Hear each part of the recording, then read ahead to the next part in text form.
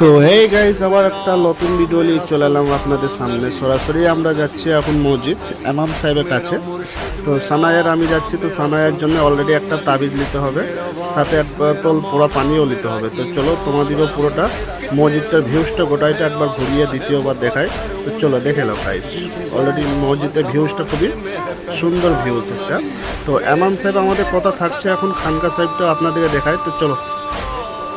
তো গাইজ দেখতে পাচ্ছ এইদিকে যে আমাদের খানকা ইমাম সাহেব যেটাতে থাকে। তো ইমাম সাহেব থেকে মানে কি আমরা দেখাবো না, দূর থেকে শুধু খানকাটা দেখায়।